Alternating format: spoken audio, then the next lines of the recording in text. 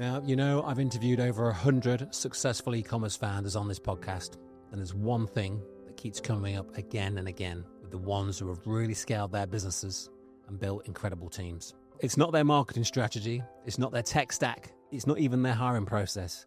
It's something far simpler, but so many founders get this completely wrong. They share their vision. Not once a year, not in some fancy mission statement on the wall, but consistently, clearly, and with their entire team.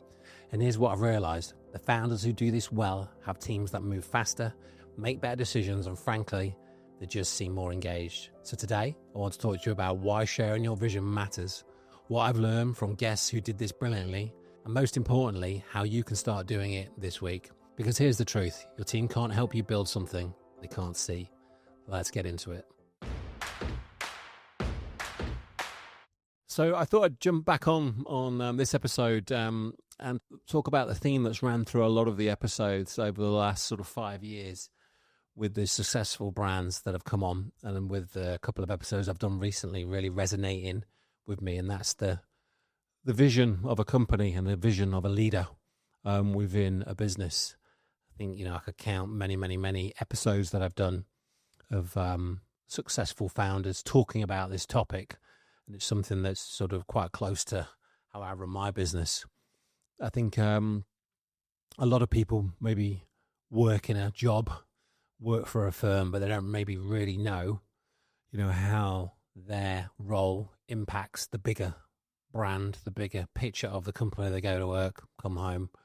And I've met a lot of people through my journey, that maybe aren't really that happy with the work that they do and the firm that they work for. And I always think, the leader in the business and the management should do a better job, because if they understood maybe how their work would impact and can impact the bigger picture of a firm, and how something they're doing as a person in a department can contribute and help the bigger picture, and that knocks onto this, knocks onto that, and that's why we do something. That is why, I think it's really important to share the vision of a company and where the company is heading, and that vision. And I think then team members, in theory and in practice, very much so, I've seen it on many episodes, then get with that vision. And I think also when you're presenting that vision to your team, it's sort of like a bit of I really like this vision where the company's going. Or maybe, for a few people that maybe aren't in the right seats and maybe not meant to be with the company long term, maybe, that's not a vision that I really buy into. So it's sort of, then you end up with people in the business that maybe want to be there for the right reasons and can see a future for them and how their role might progress in the vision of that brand. So I think, it gives team members some ownership. Go, I'm doing this and it's contributing to this, which means actually we'll be able to launch this department, which will then impact the business and the real vision of the company.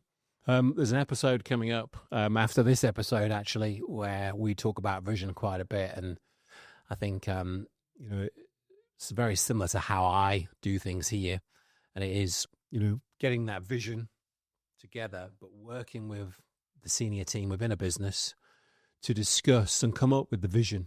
But usually that vision really does come from a founder or two, depending on your business, of the business, the vision of the business over the next 1 to 3 to 5 years, depending on the industry you're in. Things can move very quickly. So we do sort of 1 year vision, 3 year vision, 1 year picture, 3 year vision. So it's really looking at what success will look like over the next 12 months in the business, and what it will look like in 3 years. And I think, if you're a business owner, leader now listening, do you take that time to really map out and structure what your business is going to look like in 1 year? And from the top, that might be, we want to be doing 5 million in turnover. But if you're only doing 1 million in turnover, that's a 500% increase. Is that realistic? But if that's what you're after, what are then the measurable things like KPIs, but what are the measurable things that you need to achieve that are going to bridge that 1 to 5 million? So it makes it more realistic rather than going, right, we're going to do 5 million this year, but with no plan. It's very unrealistic, isn't it? And then over 3 years, we're going to do X. What does success specifically look like in your business 1 year from now, 3 years from now? And that might be, as I said, turnover, might be headcount, might be X amount of new products. It might be launching in a different country. It might be, rebuilding your website, replatforming, launching TikTok. So it's really looking at that. And I think, I really implore you to spend a few minutes. Obviously, this is a very brief podcast on this topic, but to spend a few minutes really thinking, right, I'm going to write down what my 1 to 3 year vision is. What is that? And is it as a founder, there's sort of a personal side to that. So you might want to have more time.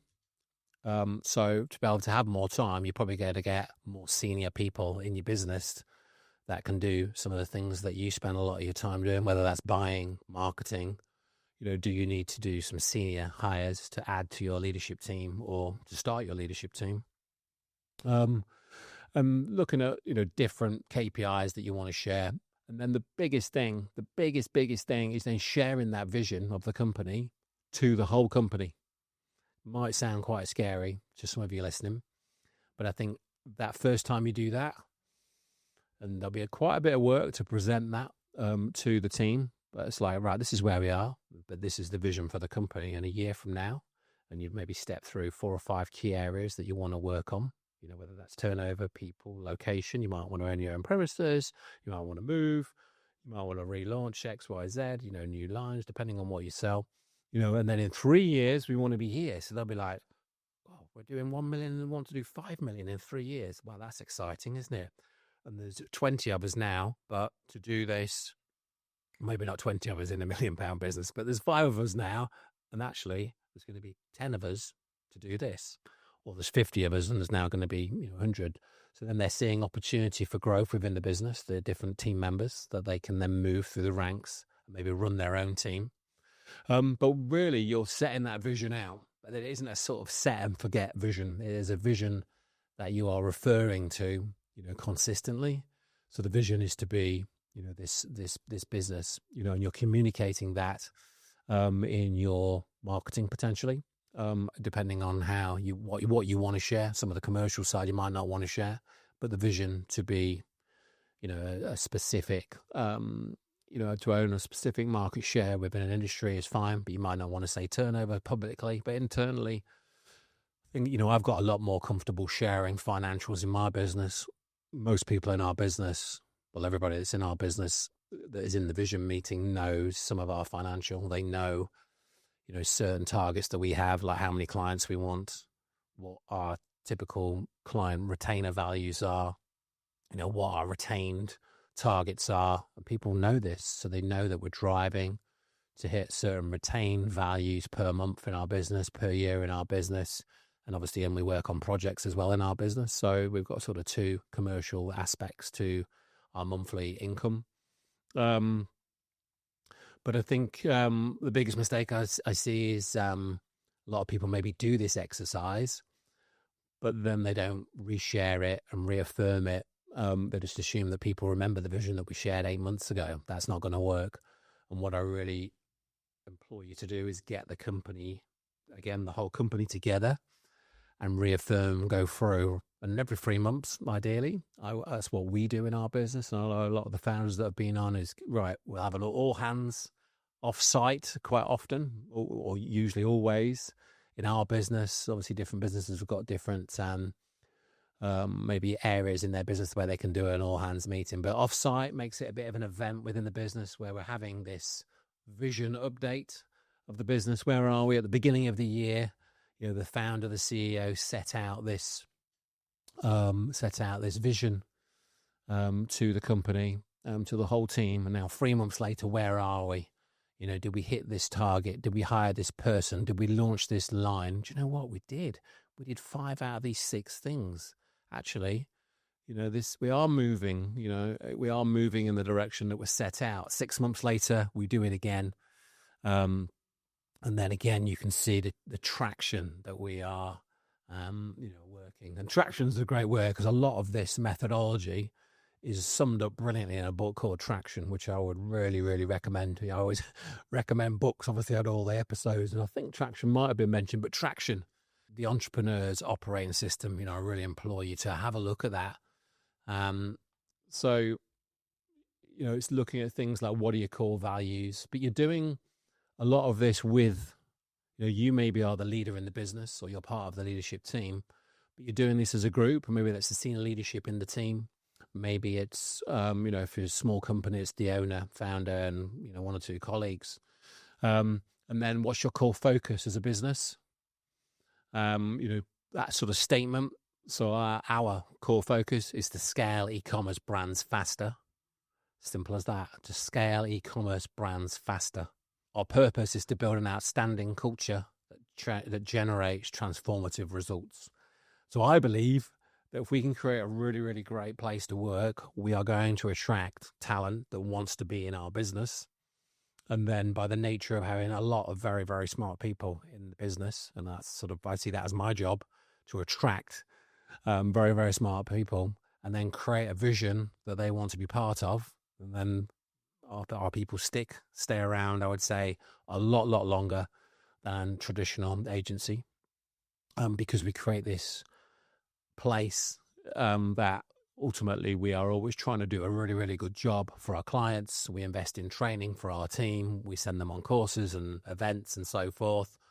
And we're quite selective on who we work with client-wise to really try and make it a really, really great place to work.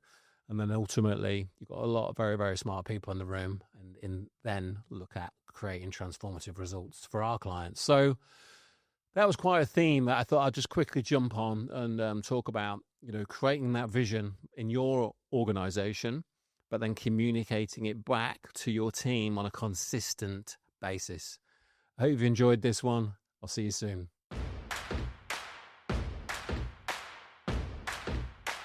If you enjoyed this episode, hit the subscribe or follow button wherever you are listening to this podcast, so you're always the first to know when a new episode is released. Have a fantastic day, and I'll see you on the next one.